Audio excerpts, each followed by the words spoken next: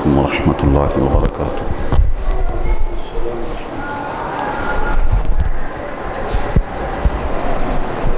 الحمد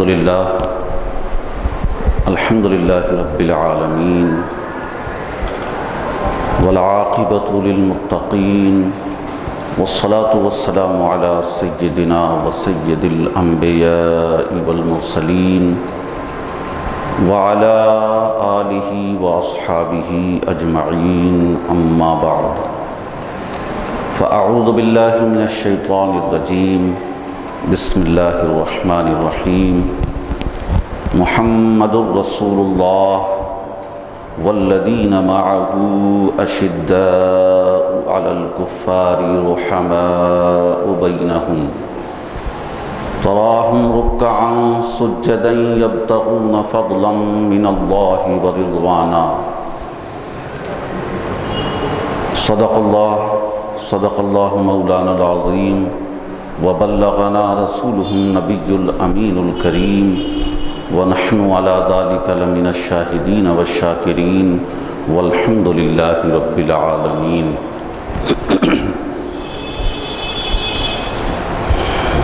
جو حضرات نماز سے فارغ ہیں، عقیدت و محبت کے ساتھ بارگاہ رسالت میں درود پاک کا نذرانہ پیش کر لیں۔ اللہم صلی علی سیدنا و مولانا محمد وعلی آل سیدنا و مولانا محمد مبارک وسلم۔ صلو علیہ صلاۃ و سلام علیک یا حبیبی یا رسول اللہ صلی اللہ تعالی علیہ وسلم۔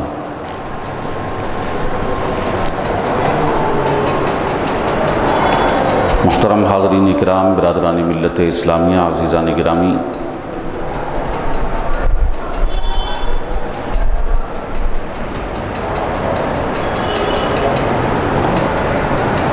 یہ ماہ مبارک شہر حرام ذی الحجہ کا مہینہ، جس کی آخری تاریخ اور مہینے کا اختتام ہونے والا ہے، اس ماہ مبارک کی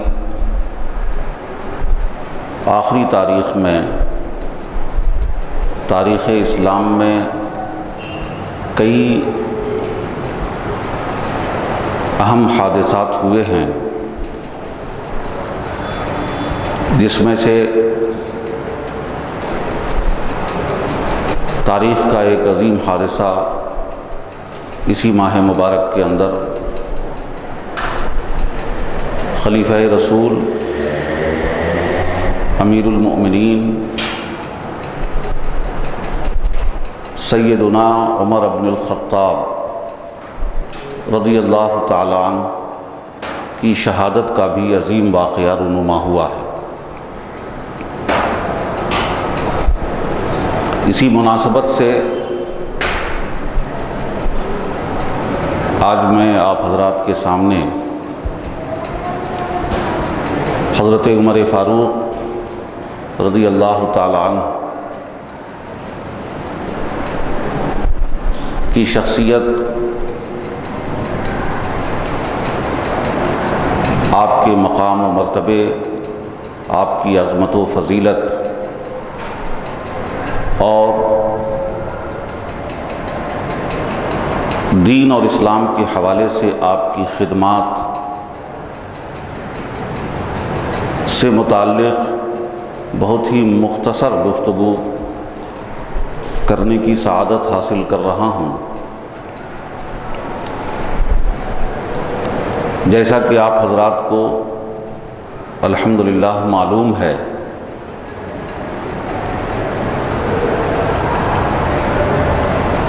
کہ حضرت عمر فاروق رضی اللہ تعالی عنہ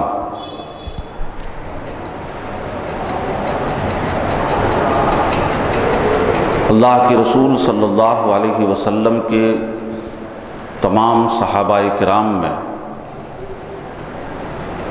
صدیق اکبر رضی اللہ تعالی عنہ کے بعد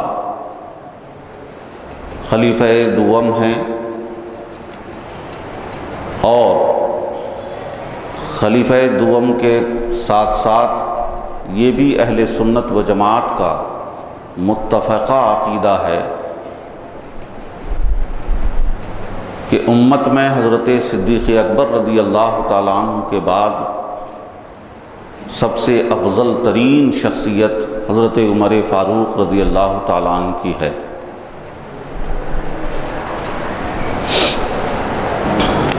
حضرت عمر فاروق رضی اللہ تعالیٰ عنہ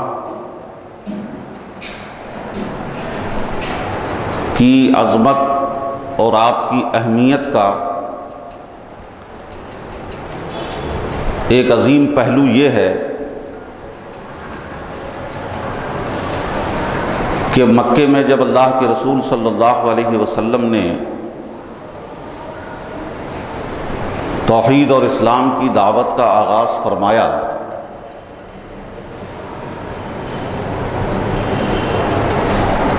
تو اللہ کے رسول صلی اللہ علیہ وسلم نے ایک دعا فرمائی، اللہم اعز الاسلام بأحب الرجلین عندک عمر بن الخطاب او عمرو بن ہشام۔ رسول پاک صلی اللہ علیہ وسلم نے یہ دعا فرمائی ہے، مختلف کلمات کے ساتھ احادیث مبارکہ میں یہ دعا موجود ہے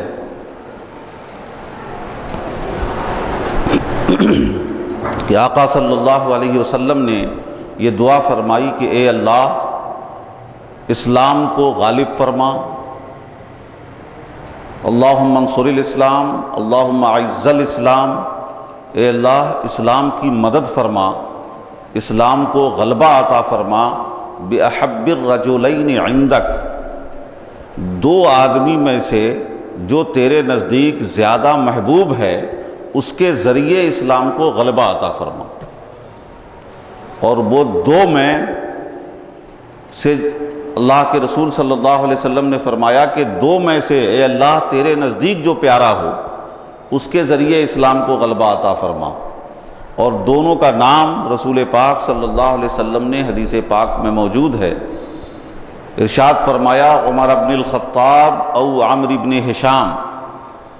کہ یہ عمر ابن خطاب ہیں اور عمرو ابن ہشام یعنی ابو جہل جو بعد میں ابو جہل کے نام سے مشہور ہوا، ان دونوں کا نام لے کر آقا نے فرمایا کہ ان دو میں سے اے اللہ جو تیرے نزدیک محبوب ہے، جو ان میں سے بہتر ہے، اس کے ذریعے اسلام کو غلبہ عطا فرما۔ تو الحمدللہ یہ ایک عظیم فضیلت ہے حضرت عمر فاروق رضی اللہ تعالیٰ عنہ کی۔ ایک فضیلت تو زبان رسالت سے ثابت ہے اور دوسری فضیلت انتخاب الہی سے ثابت ہے۔ زبان رسالت سے کہ مکے میں مشرکین مکہ، رؤسائے مکہ، مکے کے سرداروں میں، صنادید قریش میں جن لوگوں کو نامزد کر کے، نامنیٹ کر کے رسول پاک نے اسلام کی خواہش کی ہے، ان میں حضرت عمر فاروق ہے۔ ایسے تو اللہ کے رسول صلی اللہ علیہ وسلم نبی ہیں، رسول ہیں، پیغمبر ہیں، ہادی ہیں، تو سب کے لیے اسلام کی خواہش رکھتے ہیں کہ لوگ حق قبول کر لیں، آخرت کے عذاب سے بچ جائیں، ہمیشہ کی زندگی کو کامیاب بنا لیں۔ یہ تڑپ تو نبی کے دل میں ہر ایک کے لیے تھی، لیکن نامزد کر کے نبی نے جس کے لیے ایمان کی خواہش کی ہے وہ ہیں حضرت عمر ابن خطاب رضی اللہ تعالیٰ عنہ۔ دو کا نام لیا ہے، عمرو ابن ہشام او عمر ابن الخطاب، دو کے نام سے رسول پاک صلی اللہ علیہ وسلم نے دعا فرمائی ہے۔ میں یہاں پر ایک بات کی طرف آپ کو توجہ دلا دوں کہ الحمدللہ رسول پاک صلی اللہ علیہ وسلم اللہ تبارک و تعالیٰ کی طرف سے نصرت اور تائید کے حصار میں تھے، یعنی مکمل تائید الہی کے ساتھ تبلیغ کا کام فرما رہے تھے۔ لوگوں نے سرکشی کی ہے، بغاوت کی ہے، انکار کیا ہے، ستایا ہے، سب کچھ کیا ہے، لیکن غلبہ کا، غالب ہونے کا وعدہ اللہ نے فرمایا تھا۔ اس لیے لاکھ ستانے کے باوجود اور کئی پلاننگ اور منصوبوں کے باوجود بھی اللہ کے رسول صلی اللہ علیہ وسلم کو مشرکین و کفار مغلوب نہیں کر سکے، انہیں سرنڈر نہیں کر سکے، اس لیے کہ اللہ نے اپنے نبی سے وعدہ فرمایا تھا واللہ یعصمک من الناس، اے نبی لوگوں سے آپ کی حفاظت اللہ فرمائے گا، اللہ آپ کی حفاظت فرمائے گا۔ تائید حاصل ہے اللہ کی طرف سے۔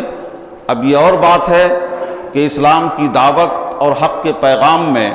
پریشانیاں اٹھانا، تکلیفیں جھیلنا، تو تکلیف اور پریشانیوں کے اعتبار ہی سے مقامات متعین ہوتے ہیں۔ خود اللہ کے رسول صلی اللہ علیہ وسلم نے ارشاد فرمایا کہ ان اشد الناس بلاء الانبیاء ثم الامثل فالامثل، کہ لوگوں میں سب سے زیادہ جو آزمائش میں مبتلا کیے جاتے ہیں وہ انبیاء ہوتے ہیں، یعنی جن پر سب سے زیادہ مصیبتیں اور پریشانیاں آتی ہیں وہ انبیاء ہوتے ہیں۔ ثم الامثل فالامثل، پھر نبی کی سیرت سے جو جتنا قریب ہوتا جاتا ہے اتنے ہی ان پر بلائیں آتی ہیں، مصیبتیں آتی ہیں، انہیں آزمایا جاتا ہے۔ اگر یہ بات آپ کے ذہن میں بیٹھ جائے تو یہ نقطہ کھل جائے گا کہ لوگ کبھی نبی کے بارے میں اور کبھی بڑے بڑے اکابر اولیاء کے بارے میں کہتے ہیں کہ وہ خود مصیبتوں میں مبتلا ہوئے، پریشانیوں میں مبتلا ہوئے تو اپنی پریشانی نہ ٹال سکے، تم یا غوث کہتے ہو تمہاری کیا پریشانی ٹالیں گے؟ شاید ان لوگوں کے ذہن میں یہ بات نہیں رہتی ہے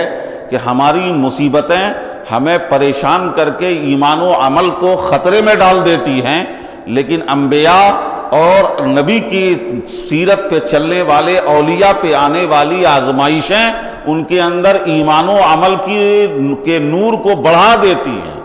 ان کی آزمائشیں انہیں مزید ترقی درجات عطا کرتی ہیں۔ ہم تو اب کبھی مصیبتوں میں مبتلا ہوتے ہیں تو رب کی شکایت، تقدیر کی شکایت، نہ جانے کیسے کیسے جملے نکلنے لگتے ہیں، اور وہ انبیاء کرام علیہم السلام اور اولیاء کرام جب رب کی طرف سے آزمائش میں مبتلا ہوتے ہیں تو مقام صبر کے ساتھ جزائے صبر پاتے ہیں، اور شکر کے ساتھ بندہ شاکر بن کر مزید نیکیاں پاتے ہیں اور مقامات پاتے ہیں۔ اس لیے اپنی آزمائشوں کو ان اللہ والوں کی آزمائشوں پہ قیاس نہیں کرنا چاہیے۔ آگے بات بیچ میں یہ ایک آ گئی، میں عرض یہ کر رہا تھا کہ اللہ کے رسول صلی اللہ علیہ وسلم نے ارشاد فرمایا کہ سب سے سخت بلا، آزمائش انبیاء پہ آتی ہے، اور اس کے بعد نبی کی سنت، سیرت، زندگی، طریقے، نہج سے جو جتنا قریب ہوگا اس پر اتنی ہی آزمائش آتی ہے۔ اس کو پلٹ کر آپ یوں سمجھ لیجئے کہ جو جتنا دین میں آزمایا جائے سمجھیے وہ بارگاہ رسول اور طریقہ مصطفیٰ سے اتنا ہی قریب ہے۔ آزمائش بتاتی ہے کہ وہ اتنا ہی قریب ہے، جو جتنا قریب ہوگا اتنا ہی آزمایا جائے گا، اور جو جتنا آزمایا جاتا ہے اتنا ہی قریب ہوتا ہے۔ ظاہر ہے آپ نے دیکھا کہ حضرت رسول پاک صلی اللہ علیہ وسلم کے سامنے آپ کے اہل بیت میں سب سے عزیز، سب سے پیارے آپ کے نواسے تھے، تو سب سے زیادہ انہیں آزمایا گیا اور آزمائش سے گزرنا پڑا، بلاؤں مصیبتوں کو جھیلنا پڑا ہے۔ یہ سنت الہیہ ہے کہ جو اللہ اور اس کے رسول کے جتنا قریب ہوتا ہے اتنا ہی اسے آزمایا جاتا ہے۔ بہرحال یہ اللہ کے رسول صلی اللہ علیہ وسلم کو آزمائش تو ہوئی، لیکن آپ کو غالب ہونے کا، کہ آپ ہی غالب ہوں گے، یہ اللہ نے وعدہ فرمایا تھا۔ آپ کی حفاظت ہوگی، یہ اللہ نے وعدہ فرمایا تھا کہ لوگ آپ کو نقصان نہیں پہنچا پائیں گے، آپ کو ختم نہیں کر پائیں گے، یہ اللہ نے وعدہ فرمایا ہے۔ بلکہ ایک آیت کریمہ میں اللہ پاک نے ارشاد فرمایا وَاصْبِرْ لِحُكْمِ رَبِّكَ فَإِنَّكَ بِأَعْيُنِنَا، اے نبی اپنے رب کے حکم پر جمے رہیے،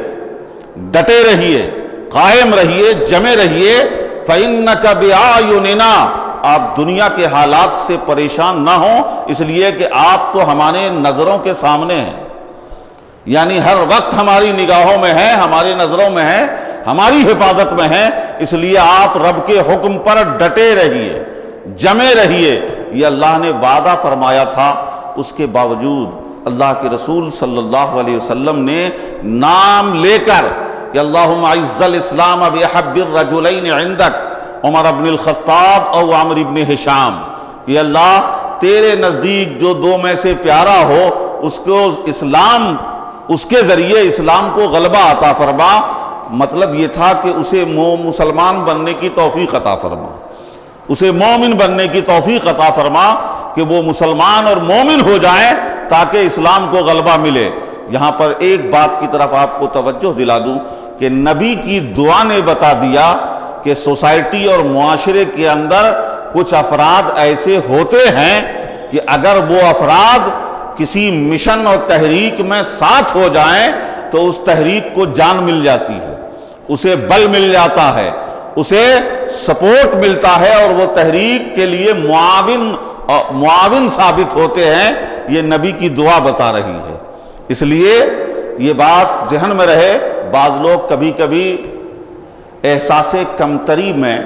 یا اپنی کمیوں کو چھپانے کے لیے کبھی کہہ دیتے ہیں کہ اگر سوسائٹی کے معزز افراد، افیکٹو پرسنالٹیز، اہم شخصیات اگر کوئی سچی بات نہ مانے یا دین کے صحیح راستے پہ نہ ہو، غلط فکر میں مبتلا ہو جائے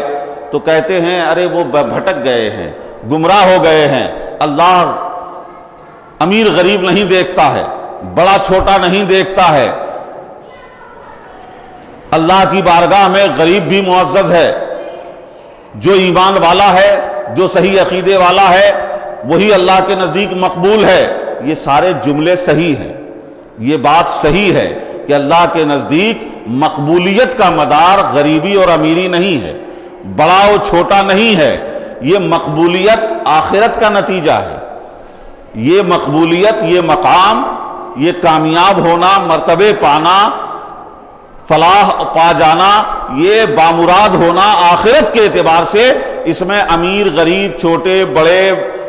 کا کوئی فرق نہیں ہے، لیکن دنیا میں سوسائٹی میں مؤثر ہونے کے اعتبار سے فرق ہے کہ ایک عام آدمی، نارمل آدمی لوگوں کو اتنا متاثر نہیں کر سکتا جتنا سوسائٹی کا کوئی معزز آدمی، باوقار آدمی، کسی بھی اعتبار سے اثر رکھنے والا آدمی دوسروں پہ اثر انداز ہو جاتا ہے، کبھی ہدایت میں اثر انداز ہو جاتا ہے، کبھی گمراہی میں اثر انداز ہو جاتا ہے۔ گمراہی میں بھی اثر انداز ہو جاتا ہے کہ اگر کوئی بڑا آدمی اگر سنجیدہ علم کے اعتبار سے بڑا، دولت کے اعتبار سے مؤثر، طاقت کے اعتبار سے افیکٹو، ایسے افراد اگر حق پہ ہوتے ہیں تو اس کی وجہ سے بہت سارے لوگ حق کے ساتھ ہوتے ہیں، اور اگر ایسا آدمی گمراہ ہو جائے تو اس کی وجہ سے بہت سارے لوگ گمراہ ہو جاتے ہیں۔ یہ اثرات سوسائٹی میں موجود ہیں، اس کا انکار نہیں کیا جا سکتا ہے۔ اس لیے تو کہا گیا ہے کہ جہنم میں جو جس قوم کے سردار ہوں گے، شرک میں، کفر میں، جہنم میں بھی وہ سردار ہوں گے، یعنی جو قوم کے اندر بڑا ہوگا اور وہ گمراہی پر، کفر پر، شرک پر، اللہ کی نافرمانی پہ قائم ہوگا تو اس کی سزا جہنم میں عام لوگوں کے برابر نہیں ہوگی، بلکہ اس کی سزا بھی زیادہ ہوگی، اس لیے کہ اس نے اپنے اثرات کا استعمال کر کے معاشرے میں کفر و شرک و گمراہی کو تقویت دی ہے، سپورٹ کیا ہے، اسے حوصلہ دیا ہے، اس لیے اس کی سزا بھی زیادہ ہوگی۔ عرض یہ کرنا ہے کہ نبی کی دعا یہ بتا رہی ہے کہ معاشرے کے مؤثر اور افیکٹو پرسنالٹیز کو حق کے معاملے میں بھی توجہ دینی چاہیے کہ ایسے افراد حق پہ قائم رہیں تو سوسائٹی اور معاشرے کے اندر حق کا غلبہ ہوگا، حق کی تائید ہوگی۔ اللہ کے رسول صلی اللہ علیہ وسلم نے نام لے کر حضرت عمر ابن خطاب کی دعا کی تمنا کی۔ اب یہ تو رسول پاک کی طرف سے اعزاز ملا حضرت عمر فاروق کو، یہ اہمیت تھی آقا کے دل میں، اور دوسری طرف حدیث میں دو کا نام ذکر کیا اللہ کے رسول صلی اللہ علیہ وسلم نے، اے اللہ عمر ابن خطاب یا عمرو ابن ہشام یعنی ابو جہل کے ذریعے اسلام کو غلبہ عطا فرما، دو میں سے ایک جو تیرے نزدیک پیارا ہو۔ اس کے ذریعے اسلام کو غلبہ عطا فرما، تو اللہ تبارک و تعالیٰ نے ان دو میں سے کس کا انتخاب کیا آپ کی نظر کے سامنے ہے۔ دو میں سے کون چنے گئے؟ اللہ نے ان دو میں سے عمر ابن خطاب کو چن کر اور ایمان کی توفیق عطا فرما کر یہ بتا دیا کہ ان دو میں سے میرے نزدیک پیارا عمر ابن خطاب ہے۔ میرے نزدیک احب الرجلین ان احب الرجلین، دو میں سے جو پیارا ہو اس کے ذریعے غلبہ عطا فرما، تو اللہ نے حضرت عمر ابن خطاب کو اسلام کی توفیق عطا فرمائی۔ ابو جہل مسلمان نہیں ہوا، حضرت عمر کا مومن ہونا یہ رب کا انتخاب ہے، اللہ کی توفیق ہے، اللہ نے منتخب فرمایا ہے۔ میرے پیارے، اگر ذہن حاضر ہو تو میں یہاں کو آپ کو توجہ دلا دوں کہ نبی کی دعا پر انتخاب کیا گیا نا، نبی کی دعا پر۔ ایک بات اور میں آپ کو یاد دلا دوں کہ حضرت موسیٰ علیہ السلام کو بنی اسرائیل میں جب تبلیغ کی ذمہ داری دی گئی تو حضرت موسیٰ علیہ السلام نے دعا فرمائی کہ اللہ میرے بھائی ہارون کو بھی میرے ساتھ مددگار فرما دے، وَاشْدُدْ بِهِ اَزْرِي، کہ ہارون کو دعا تھی کہ نبوت عطا فرما کر میری پیٹھ مضبوط کر دے، سپورٹر بنا دے۔ حضرت موسیٰ علیہ السلام نے حضرت ہارون سے مدد و تقویت کے لیے دعا فرمائی تو اللہ نے انہیں نبوت عطا کی، نبی بنا کر حضرت موسیٰ کا سپورٹر بنا دیا، مددگار بنا دیا۔ اور یہاں میرے نبی نے اپنی مدد اور اسلام کے غلبے کے لیے عمر ابن خطاب کے لیے دعا کی تو اللہ نے انہیں مومن بنایا، نبی کا وفادار بنا دیا۔ اب اسے اگر ذہن میں رکھیں تو رسول پاک کی اس حدیث کا مزہ کچھ اور ہی آئے گا کہ میرے آقا نے فرمایا کہ دعا تو موسیٰ نے کی تھی، موسیٰ نے بھی کی ہے، دعا میں نے بھی عمر کے لیے کی ہے۔ انہیں نبوت اس لیے مل گئی کہ نبوت کا دروازہ بند نہیں تھا۔ اگر عمر، ان کے لیے بھی میں نے دعا کی تھی، لو کان نبی بعدی لکان عمر، اگر میرے بعد نبی ہوتے تو عمر ہوتے، میرے بعد دو نبی ہوتے تو عمر ہوتے۔ وہاں دعا سے نبوت ملی، دروازہ بند نہیں تھا۔ میں یہاں خاتم النبیین ہوں، نبوت نہیں مل سکتی، ورنہ اگر نبی ہوتے میرے بعد تو عمر ہوتے۔ اس لیے کہ اللہ کے رسول صلی اللہ علیہ وسلم نے، علماء اس طرف توجہ دلاتے ہیں کہ حضرت عمر فاروق رضی اللہ تعالیٰ عنہ کا عزم، استقلال، آپ کی دوررسی، آپ کی بصیرت، آپ کا حلم، آپ کا تقوی، آپ کے مینجمنٹ کی صلاحیت، انتظامی صلاحیت، یہ ساری چیزیں ایسی خوبیاں تھیں کہ ایک نبی کے اندر جو خوبیاں ہوتی ہیں وہ خوبیوں کا عکس آپ میں موجود تھا۔ یہ بات اپنی جگہ مسلم ہے، لیکن مجھے اس سے ہٹ کر یہ بات نظر آتی ہے کہ یہ رسول پاک کی خاتمیت تھی، آپ آخری نبی تھے، ورنہ آپ کی موسیٰ کی دعا حضرت ہارون کو نبی بنا دے، اور نبی کی دعا، رسول آخر الزماں کی دعا تھی، نبی نہ بنتے، لیکن مسئلہ یہ تھا کہ آپ آخری نبی ہیں، آپ کے بعد کوئی نبی نہیں ہے۔ اس لیے حضرت عمر فاروق رضی اللہ تعالیٰ عنہ یہ آپ کے خلیفہ، امیر المومنین، صحابہ میں صدیق اکبر کے بعد سب سے افضل ترین صحابی ہیں۔ حضرت عمر فاروق رضی اللہ تعالیٰ عنہ نے اسلام قبول کیا، یہ ایک واقعہ ہے، اور اس واقعے میں اللہ کے رسول صلی اللہ علیہ وسلم کے ہاتھ پر حضرت عمر فاروق رضی اللہ تعالیٰ عنہ نے ایمان قبول کیا، یہ مکے کا واقعہ ہے، مشہور واقعہ ہے، میں اس کی تفصیل میں نہیں جانا چاہتا کہ حضرت عمر فاروق رضی اللہ تعالیٰ عنہ نے آگے بڑھ کر یہ ذمہ لے لیا۔ دار الندوہ میں مشرکین مکہ کی یہ میٹنگ ہوئی اور ابلیس نے شیخ نجد کی شکل میں آ کر یہ مشورہ دیا کہ تمہارے لیے اس مصیبت سے، یعنی محمد عربی صلی اللہ علیہ وسلم نے جو تمہارے دین کے خلاف آواز بلند کی ہے، اس سے نجات پانا چاہتے ہو تو ایک ہی راستہ ہے کہ کوئی جوان تیار ہو اور انہیں قتل کر دے۔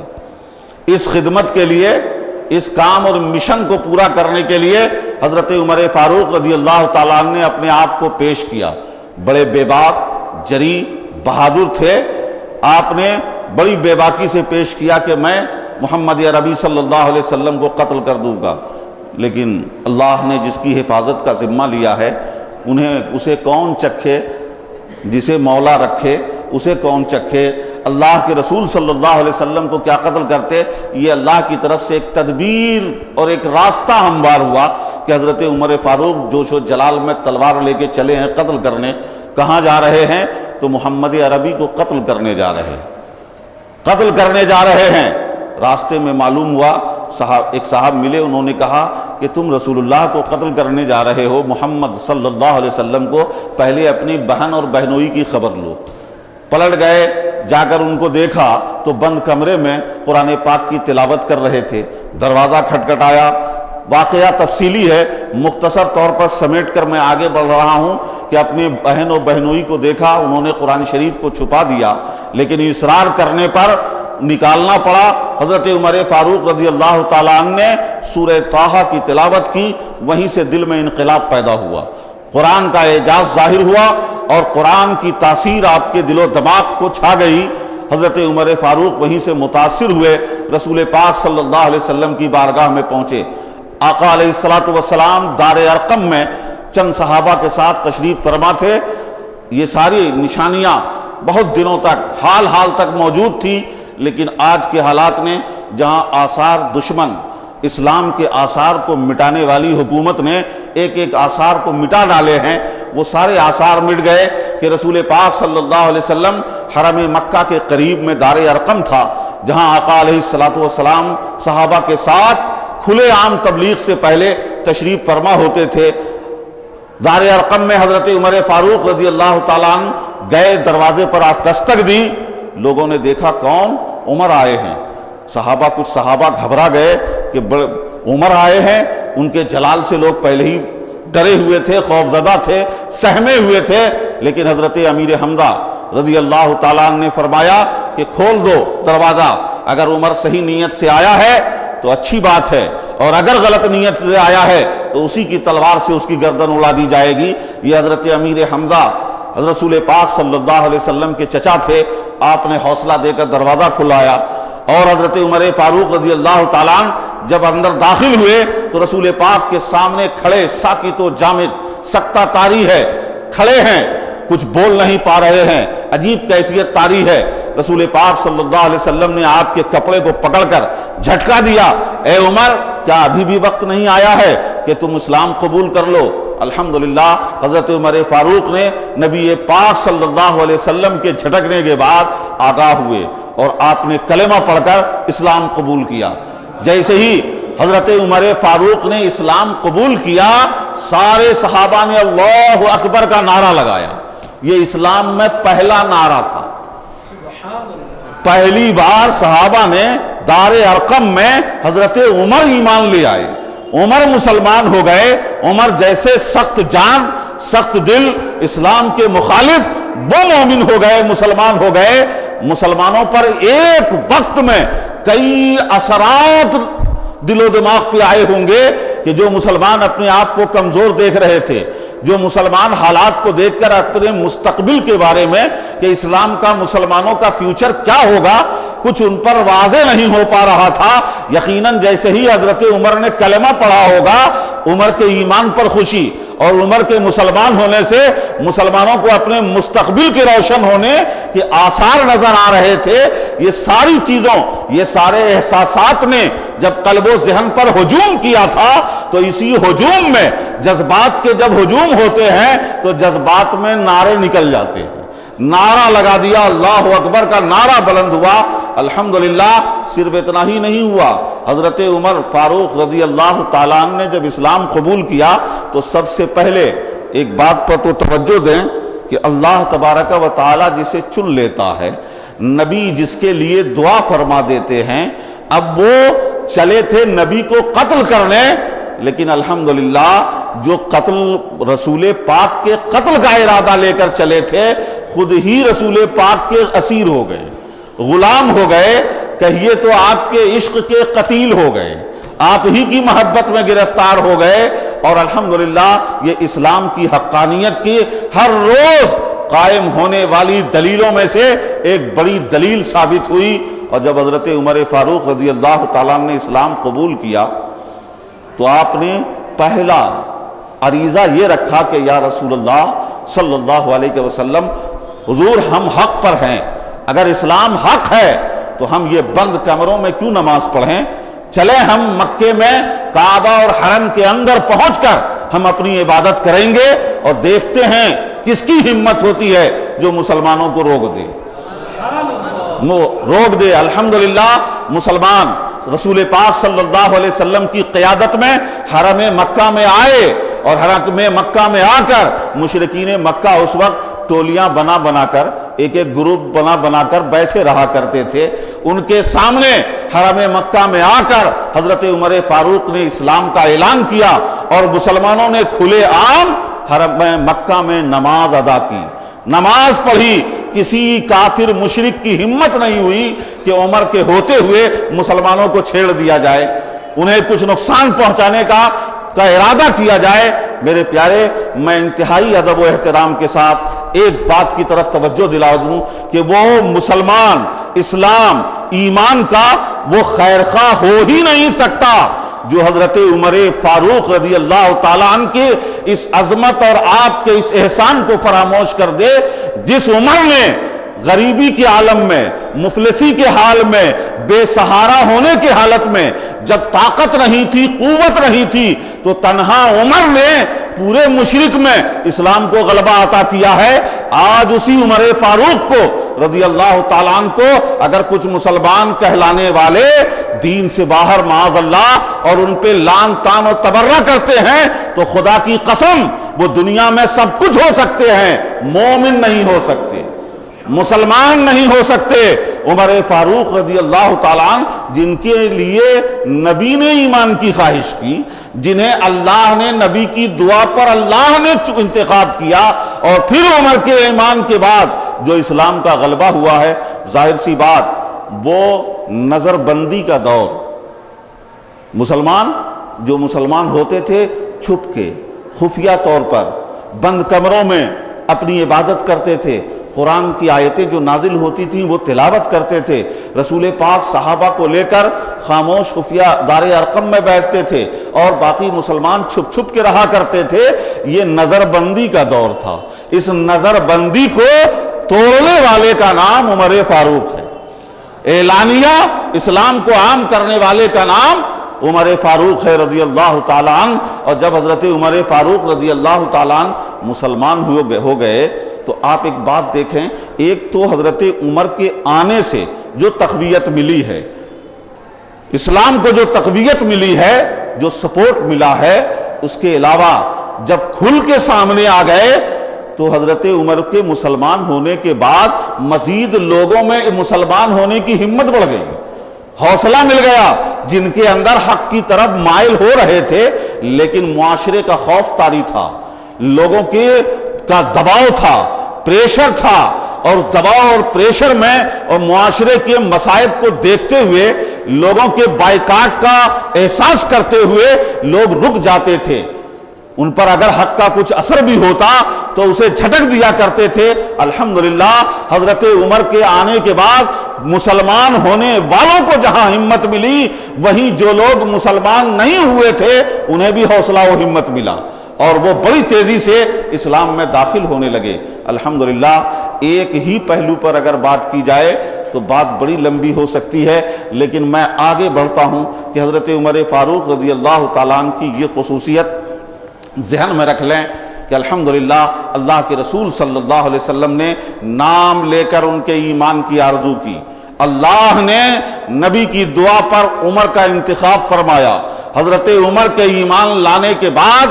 مسلمان کھلم کھلا عبادت کرنے لگے، مسلمانوں کو ہمت ملی اور دوسروں کو اسلام قبول کرنے کا حوصلہ ملا، راستے کھل گئے۔ مصیبتیں تو آئی، ظلم تو کیے گئے، لیکن اسلام کو روکا نہیں جا سکا۔ حالات یہاں تک پہنچے کہ بعد میں تیزی سے آگے بڑھ کے بتا دوں کہ جب رسول پاک صلی اللہ علیہ وسلم کو اسلام ہجرت کرنے کا حکم ملا، آقا علیہ الصلوۃ والسلام کو ہجرت کرنے کا حکم ملا، تو رسول پاک صلی اللہ علیہ وسلم نے راتوں رات صدیق اکبر رضی اللہ تعالیٰ عنہ کے ساتھ مکے سے ہجرت فرمایا، غار ثور میں 3 رات قیام فرمایا، وہاں سے ہجرت کا سفر شروع ہوا۔ اس کے بعد بہرحال ایک ایک کر کے صحابہ ہجرت کرتے رہے، طویل تفصیلی واقعات ہیں، لیکن یہاں پر صرف ایک بات حضرت عمر کے حوالے سے عرض کر دوں کہ سارے لوگ ہجرت کرتے رہے لیکن چھپ چھپا کر کرتے رہے۔ یہ تنہا حضرت عمر فاروق رضی اللہ تعالیٰ عنہ ہیں جنہوں نے جب مکے سے ہجرت کا ارادہ فرمایا تو مکے میں گھوم کر پہلے اعلان کر دیا کہ عمر ہجرت کر رہے ہیں، عمر مکے سے جا رہے ہیں، جسے اپنی بیوی کو بیوہ کرنا ہو اور بچوں کو یتیم کرنا ہو تو عمر کا راستہ روک لے، عمر کا راستہ روک لے۔ یہ بہادری، یہ شجاعت، اور ظاہر سی بات ہے حضرت عمر ایک ہی شخص کا نام ہے نا، ایک ہی شخص کا نام ہے، لیکن میں آپ کو توجہ دلا دوں، ایک ذات تو سب کی ذات ہوتی ہے، یہ اللہ کی طرف سے بعض لوگوں پر عطا ہوتی ہے، رب کا کرم ہوتا ہے کہ وہ ذات ایک ہوتی ہے لیکن اس کا روب سینکڑوں پہ ہوتا ہے، اس کا روب دبدبا، اس کی ہیبت اور اس کا جلال سینکڑوں پہ چھا جاتا ہے۔ یہ حضرت عمر فاروق رضی اللہ تعالیٰ عنہ کو اللہ کی طرف سے یہ عطا تھی کہ ان کا روب اہل مکہ پہ تھا، کسی کی ہمت نہیں تھی کہ حضرت عمر کا راستہ روک لیں، حضرت عمر کے سامنے آ جائیں۔ بہرحال اعلانیہ اور کھلم کھلا اعلان کر کے مکے سے حضرت عمر فاروق رضی اللہ تعالیٰ عنہ نے ہجرت فرمایا۔ ہجرت کرنے کے بعد جب مدینہ پاک پہنچے ہیں تو آپ جانتے ہیں کہ مکے میں جو لوگ خوشحال تھے، مکے میں جو لوگ تاجر تھے، ان کے پاس اونٹ بکریاں تھیں، اپنے اثاثے تھے، لیکن ہجرت کرنے کے بعد وہ لوگ سب مفلوک الحال ہو گئے۔ ظاہر ہے صدیق اکبر نے ہجرت کیا، مکے میں فاقہ کش اور مفلس نہیں تھے۔ حضرت عثمان غنی نے 2 ہجرتیں کی، حضرت عثمان غنی مفلوک الحال اور مفلس نہیں تھے، حضرت عمر فاروق مکے میں خستہ حال نہیں تھے، لیکن اللہ کے حکم پر سب چیز کو چھوڑ کر ہجرت کیا، مدینے پہنچے تو وہاں پہنچنے کے بعد تو فاقہ کش ہو گئے، مفلس ہو گئے، مفلوک الحال ہو گئے، غریبی میں، خستہ حالی میں، فاقے میں زندگیاں گزری ہیں۔ الحمدللہ میں اس موقع پہ عرض کرتا ہوں کہ اللہ نے یہ اسلام کی حقانیت کی ایک علامت بھی ظاہر کر دیا اور ایک دلیل قائم کر دی ہے کہ اہل مکہ کو ہجرت کرنے کا حکم فرمایا۔ جو لوگ مکے میں خوشحال تھے، صاحب ثروت تھے، جانور اونٹ بکریوں کے مالک تھے، سالانہ 2 تجارتیں کیا کرتے تھے، مکے میں بھی کاروبار کرتے تھے، یہ ان کے اپنے ذرائع آمدنی تھے، لیکن اللہ کے رسول صلی اللہ علیہ وسلم کو ہجرت کا حکم ملا اور آقا کے ساتھ صحابہ نے ہجرت کیا۔ صدیق اکبر، عمر فاروق، عثمان غنی رضوان اللہ تعالی علیہم اجمعین سب نے ہجرت کیا، سب وہاں جا کر مفلوک الحال ہو گئے، فاقہ کش ہو گئے۔ تاریخ احادیث میں روایتیں بھری پڑی ہیں کہ جانے کے بعد پیٹ پہ پتھر باندھنے کی نوبت آئی ہے، کئی دن تک فاقے کر رہے ہیں۔ الحمدللہ اللہ تبارک و تعالی نے یہ ہجرت کا حکم دے کر یہ دنیا پر ظاہر فرما دیا کہ اسلام کسی کی دولت سے، کسی کے مال سے، کسی کے سرمایے سے نہیں پھیلا ہے، بلکہ الحمدللہ اپنی حقانیت سے اور مسلمانوں کے اخلاص، جذبے، محبت اور قربانیوں کی بنیاد پر پھیلا ہے، کسی کے دولت کی بنیاد پر نہیں۔ اگر مکے میں رہتے اور یہیں سے اسلام زیادہ پھیلتا تو لوگ کہتے اسلام میں صدیق اکبر کی دولت کام آ گئی، عثمان غنی کی دولت سے اسلام پھیل گیا، عمر فاروق کی دولت سے اسلام پھیل گیا۔ اللہ پاک نے یہ رسول پاک صلی اللہ علیہ وسلم کو ہجرت کا حکم دے کر، صحابہ کو ہجرت کا حکم دے کر یہ ثابت کر دیا کہ جو کچھ مکے میں تھا اسے چھوڑ دو، مدینے پہنچو، اور مدینے پہنچ کر جب اسلام پھیلا تو اس وقت فاقہ کش تھے، یعنی تاریخ بتا رہی ہے کہ اسلام پھیل رہا ہے لیکن سرمایہ کی بنیاد پہ نہیں، دولت کی بنیاد پہ نہیں، مال کی بنیاد پہ نہیں، پھیل رہا ہے ان لوگوں سے جن کے پیٹ پہ پتھر بندھے ہیں، جو کئی وقت تک فاقے کر رہے ہیں، ان لوگوں سے اسلام پھیلا ہے، تاکہ یہ ثابت ہو جائے کہ اسلام اپنی حقانیت، اپنے پیغام، اپنی سچی تعلیمات سچے اور حق پیغام کی بنیاد پر پھیلا ہے، کسی سرمایہ اور دولت کی بنیاد پر نہیں پھیلا۔ الحمدللہ حضرت عمر فاروق رضی اللہ تعالیٰ عنہ بھی مدینے پہنچے تو یہ وہ صحابہ ہیں، صدیق اکبر رضی اللہ تعالیٰ عنہ، حضرت عمر فاروق رضی اللہ تعالیٰ عنہ، جو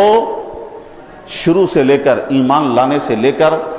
آخری وقت تک رسول پاک صلی اللہ علیہ وسلم کی صحبت میں رہے، ہمیشہ ہر موڑ پر آقا کے ساتھ رہے، چاہے کوئی کیسا بھی موڑ ہو، کوئی بھی وقت ہو۔ یہ صحابہ کرام، یہ خلفائے راشدین میں بالخصوص شیخین صدیق اکبر اور عمر فاروق رضی اللہ تعالیٰ عنہما رسول پاک کے ہمیشہ دست و بازو بن کر آخری دم تک رہے، اور اسلام کے لیے جو انہوں نے خدمات دی ہیں، پیش کی ہیں، وہ انمٹ ہیں، وہ انمٹ نقوش ہیں جسے مٹایا نہیں جا سکتا ہے۔ حضرت عمر فاروق مدینے پہنچے ہیں، آقا کے ساتھ ہیں، ہر صبح و شام رسول پاک صلی اللہ علیہ وسلم کے ساتھ ہیں، نمازیں رسول پاک کے ساتھ ہو رہی ہیں، آپ کے ساتھ غزوات میں موجود ہیں۔ آقا علیہ السلام نے حضرت عمر فاروق رضی اللہ تعالیٰ عنہ کے بارے میں ایک فضیلت کی حدیث آتی ہے کہ حضرت عائشہ صدیقہ رضی اللہ تعالیٰ عنہ نے عرض کیا، یا رسول اللہ، کیا کوئی ایسا خوش نصیب بھی ہے جس کی نیکیاں آسمان کے ستاروں کے برابر ہوں؟ تو آقا نے فرمایا، ہاں، میری امت میں ایسا شخص ہے جس کی نیکیاں آسمان کے ستاروں کے برابر ہیں۔ وہ کون ہیں؟ تو میرے آقا نے فرمایا، وہ عمر ہیں، وہ عمر ہیں جن کی نیکیاں آسمان کے ستاروں کے برابر ہیں۔ لیکن میرے پیارے، یہاں آنے کے بعد میں ایک بات اور اس میں جوڑ دینا چاہتا ہوں کہ وہ عمر رضی اللہ تعالی عنہ جن کی نیکیاں آسمان کے ستاروں کے برابر ہیں، وہ خود فرماتے تھے کہ صدیق اکبر ابو بکر صدیق رضی اللہ تعالیٰ عنہ کو جو فضیلت ملی ہے کہ 3 راتیں آقا کے ساتھ آپ نے غار ثور میں، کوئی تیسرا نہیں ہے، نبی ہیں یا صدیق اکبر ہیں، اللہ ہے، نبی ہیں، صدیق اکبر ہے، اللہ ہے۔ اس لیے میں کہہ رہا ہوں کہ خود اللہ کے رسول نے فرمایا ہے، اللہ نے فرمایا ہے، لا تحزن ان اللہ معنا۔ قرآن میں ہے کہ نبی نے فرمایا، اے ابو بکر غم مت کرو، رنجیدہ مت ہو، ان اللہ معنا، اللہ ہمارے ساتھ ہے۔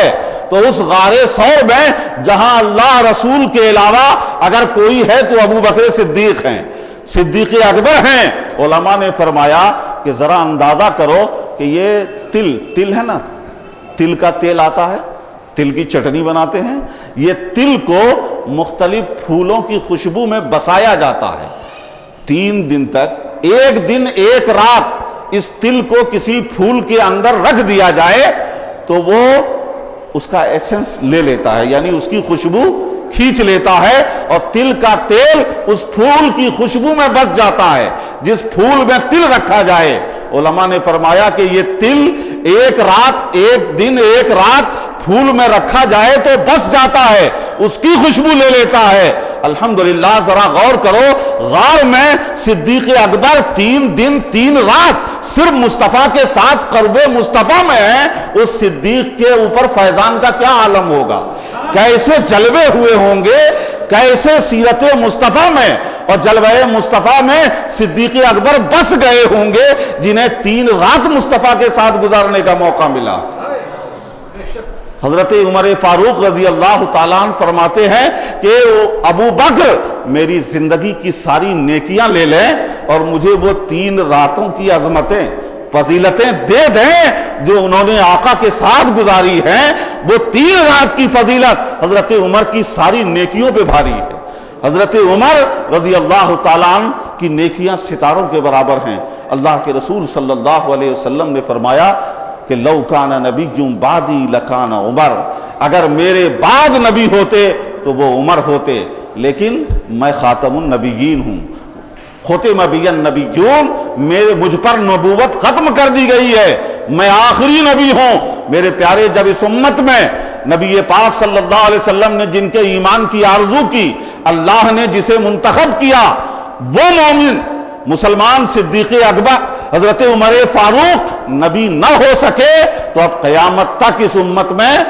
دجال تو ہو سکتے ہیں، کذاب ہو سکتے ہیں، جھوٹے ہو سکتے ہیں، کوئی نبی نہیں ہو سکتا۔ اور نبی نہیں ہو سکتا کا مطلب یہ ہے نہ نام میں نبی ہو سکتا نہ مقام میں نبی ہو سکتا۔ کچھ لوگوں نے نام نبی کا نہیں دیا ہے لیکن کام اور پوسٹ پورا نبی کا بتایا ہے، پورا منصب نبوت کا ظاہر کیا ہے۔ مہدویت کی کتابیں پڑھیں گے آپ، نام نبی کا نہیں لیا لیکن پورے کام نبی اور پوسٹ و منصب نبی کے، بلکہ معاذ اللہ نبی سے افضل بتایا ہے۔ نبی سے افضل اپنے کو نہیں، اپنے صحابہ کو، اپنے لوگوں کو بھی رسول اللہ سے کے برابر بتا دیا ہے۔ معاذ اللہ رسول پاک کی امت میں حضرت عمر فاروق رضی اللہ تعالیٰ عنہ کا وہ مقام ہے کہ اگر نبی ہوتے تو عمر ہوتے، لیکن نبوت ختم ہو چکی ہے، اب صرف ولایت ہے، خلافت تھی، ولایت ہے، نبی کوئی نہیں ہو سکتا ہے۔ حضرت عمر فاروق رضی اللہ تعالیٰ عنہ کی یہ اپنی فضیلت، لیکن اسی کے ساتھ دو بات کی طرف تیزی سے توجہ دلا دوں کہ ایک طرف تو یہ آپ کی عظمت و فضیلت ہے، ایمان والوں میں آپ کا مقام ہے، دوسری طرف حضرت عمر فاروق کی ذات کی ایک خصوصیت یہ ہے کہ آپ اللہ کی بارگاہ میں انتہائی ڈرنے والی شخصیت کا نام عمر فاروق، خوف خدا میں رونے والے، کہ روایتوں میں آیا کہ حضرت عمر فاروق جنہیں لوگ بہت ہی جلالی کہتے تھے، ان کے رعب سے، جلال سے ڈرا کرتے تھے، لوگوں پر رعب طاری تھا، ان کا دبدبا، ان کا جلال لوگوں پہ چھایا ہوا تھا، لیکن وہ عمر جب رسول پاک کی بارگاہ میں آئے تو ایسے رونے والے بن گئے، ایسے رونے والے بن گئے کہ الحمدللہ روایت میں آیا کہ حضرت عمر کے رونے کا عالم یہ تھا کہ آپ کے رخسار پہ دونوں طرف نشان پڑ گیا تھا، آنسوؤں کے مسلسل گرنے سے، رونے سے آنسوؤں کے نشانات پڑ گئے تھے، آنسوؤں کے نشانات کے مسلسل، جیسے پانی کہیں مسلسل بہتا رہے تو وہاں نشان پڑ جاتا ہے، داغ آ جاتے ہیں، ویسے ہی آنسوؤں کے نشانات رخسار عمر پر پڑ گئے تھے۔ آپ ذرا غور کریں میرے پیارے کہ حضرت عمر فاروق رضی اللہ تعالیٰ عنہ جس کو آقا نے، جن کو صحابہ کے سامنے جنت کی بشارت دی ہے، دوسرے جنتی ہیں، ابو بکر فی الجنہ و عمر فی الجنہ، ابو بکر جنتی، عمر جنتی ہیں، دنیا میں جنہیں جنت کی گارنٹی دے دی گئی ہے، لیکن وہ بندے خدا خوف خدا میں اتنا رو رہے ہیں کہ ان کے رخسار پہ نشان پڑ گئے ہیں۔ ذرا آپ اندازہ کریں، اور جب حضرت عمر کا یہ حال ہے تو ہمارا کیا حال ہونا چاہیے۔ لیکن بات دراصل یہاں یہ ہے کہ معاملہ الٹا ہے کہ جو لوگ جن کو خوب رونا چاہیے وہ کبھی خوف خدا میں روتے نظر نہیں آتے، اور جنہیں اللہ نے نوازا ہے، جنتی بنا دیا ہے، رضی اللہ عنہم ورضوا عنہ، اللہ ان سے راضی، وہ اللہ سے راضی، ساری رضا کا وعدہ، کلن وعد اللہ الحسنہ، صحابہ کے لیے اللہ نے فرمایا، سب کے لیے اللہ نے حسنہ کا وعدہ فرمایا ہے، اس کے باوجود یہ رو رہے ہیں۔ بات مجھے یہی سمجھ میں آتی ہے کہ جو دولت مند ہوتے ہیں وہی سرمایہ کی حفاظت کرنا جانتے ہیں اور اس کی فکر کرتے ہیں۔ دنیا میں دولت مند اپنے دنیا کی دولت کی حفاظت کرتا ہے، جو مفلس فقیر ہے وہ کیا لاک لگائے گا، کیا لاکر بنائے گا، کیا لاکر میں مال جمع کرے گا، کیا حفاظت کرے گا، نہ ان کی باؤنڈری مضبوط ہوتی ہے، نہ اس کے گیٹ اور ڈور مضبوط ہوتے ہیں۔ جو لوگ سرمایہ دار ہوتے ہیں وہی یہ ساری حفاظتیں کرتے ہیں۔ ایسے ہی دین میں جو لوگ دین کے اعتبار سے، عمل کے اعتبار سے سرمایہ دار ہوتے ہیں وہی ڈرتے بھی ہیں، وہی روتے بھی ہیں، اس لیے کہ انہیں مرنے سے پہلے تک نفس و شیطان کا خطرہ لگا رہتا ہے، تو روتے رہتے ہیں کہ کہیں مولا یہ برباد نہ ہو جائے، یہ تباہ نہ ہو جائے، یہ حفاظت کرتے رہتے ہیں۔ خوف خدا، اللہ کی یاد میں رونا، یہ حضرت عمر کی ایک خاص خصوصیت ہے کہ وہ روتے تھے۔ ایک بار کا ایک مشہور واقعہ ہے کہ حضرت عمر فاروق رضی اللہ تعالیٰ عنہ جہاں ایک طرف بڑے بہادر، بڑے شجاع، بڑے صاحب جلال تھے، وہیں اللہ اور اس کے رسول کی بارگاہ میں بڑے رقیق القلب بھی تھے، بڑے نرم دل بھی تھے۔ رات میں ایک بار حضرت عمر کے طریقے میں، سیرت میں موجود ہے تاریخ میں، کہ رات میں گشت کیا کرتے تھے، اپنی رعایا کے احوال رات میں معلوم کرنے کے لیے ایسے ہی گلیوں میں گشت کرتے تھے کہ کوئی پریشان تو نہیں ہے، کوئی مصیبت زدہ تو نہیں ہے، کسی کو کوئی ضرورت تو نہیں ہے۔ عمر راتوں میں سوتے نہیں تھے، انہوں نے خلافت کو مال غنیمت نہیں سمجھا تھا کہ خلیفہ ہونے کا مطلب یہ ہے کہ جتنے عیش و آرام ہیں وہ حاصل کر لیے جائیں۔ آج جو جتنے بڑے پوسٹ پہ ہوتا ہے اس کا مطلب یہ ہے کہ وہ اتنے ہی وی آئی پی لائف گزارے گا، لیگزریس لائف گزارے گا۔ اسی کا مطلب ہے آج کل پوسٹ کا یہی مطلب ہے۔ لیکن حضرت عمر اور رسول اللہ کے خلفاء نے یہ ثابت کیا ہے پوسٹ کا مطلب آرام نہیں ہے، پوسٹ کا مطلب عیش نہیں ہے، پوسٹ کا مطلب ذمہ داری ہے، اللہ کی امانت کو پورا کرنا ہے، احکام الہی کو جاری کرنا ہے۔ اللہ اکبر۔ حضرت عمر فاروق رضی اللہ تعالیٰ عنہ نے گھر میں آپ کی اہلیہ نے ایک بار کچھ کھانا حلوہ بنا لیا تو پوچھا حضرت عمر نے کہ بیت المال سے جو روزینہ دیا جاتا ہے، جو فکس ہے وہ دیا جاتا ہے، یہ حلوہ کیسے بن گیا؟ تو آپ کی اہلیہ نے فرمایا جو خوراکی آتی ہے، جو روزینہ آتا ہے، بیت المال سے جو وظیفہ ملتا ہے اس میں سے میں نے تھوڑا تھوڑا بچا کر رکھا ہے اور اس کے بعد حلوہ بنایا ہے۔ حضرت عمر فاروق نے حکم دیا کہ جتنا بچایا جاتا تھا اگلی بار سے اتنا کم کر دیا جائے، اس لیے کہ پتہ یہ چلا کہ یہ زیادہ جا رہا ہے۔ کہاں نبی کے ان صحابہ اور خلفاء کے سیرت سنت اور ان کے طریقے اور ان کے نقش قدم کے بارے میں دنیا کے سلطان بادشاہ عیش کرنے والے عیاش سوچ بھی سکتے ہیں؟ کرنا تو دور کی بات ہے، اس منزل کے بارے میں سوچ نہیں سکتے۔ حضرت عمر فاروق رضی اللہ تعالیٰ عنہ نے رات میں گشت کیا، ایک گھر سے کچھ آواز آ رہی تھی، چپ ہو کر خاموش بیٹھ گئے تو اندر سے آواز آ رہی تھی اور ایک عورت جو ہے کچھ اشعار پڑھ رہی تھی اور رو رہی تھی۔ علی محمد صلاۃ الابراری صلی علیہ الطیبون الاخیار، کہ ایک اندر سے آواز آ رہی تھی، عورت یہ اشعار پڑھ رہی تھی کہ محمد صلی اللہ علیہ وسلم پر نیکوں کا درود ہو، علی محمد صلاۃ الابراری، نیکوں کا درود ہو، صلی علیہ الطیبون الاخیار، ان پر اچھے لوگ، پاکیزہ لوگ، نیک لوگ درود پڑھتے رہیں، یہ اشعار پر کہہ رہی ہے۔ اور آگے کہتی ہے قد کان قواما بکاء بالاسحار، یقیناً اللہ کے رسول صلی اللہ علیہ وسلم راتوں میں قیام کرنے والے، رب کی بارگاہ میں رونے والے، صبح تک رونے والے تھے۔ صلی اللہ علیہ الطیبون الاخیار، ان پر پاکیزہ اور نیک لوگ درود پڑھیں۔ اخیر کا ٹکڑا یہ تھا کہ حل جمع وللمنایا اطوار حل جمعتنی وحبیب الدار،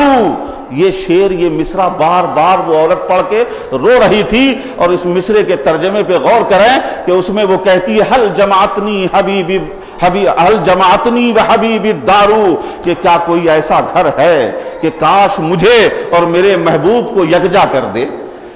کوئی ایسی منزل آئے، کوئی ایسا مقام آئے، کوئی ایسی جگہ آئے کہ میرے نبی، میرے پیارے، میرے حبیب مصطفیٰ کو اور مجھے جمع کر دے۔ درود پڑھتے ہوئے، درود کا ذکر کرتے ہوئے یہ شعر پڑھ کر رو رہی تھی۔ حضرت عمر کے کان میں یہ آواز پڑھی تو آپ پر ایسی رقت طاری ہوئی کہ بیٹھ گئے اور رونے لگے۔ روتے ہوئے جب وہ اشعار بند ہوئے تو باہر سے حضرت عمر نے فرمایا کہ پڑھنے والی اس میں یہ شعر بھی ملا دو کہ وَعُمَرَ فَغْفِرْ لَهُ يَا غَفَّارُ،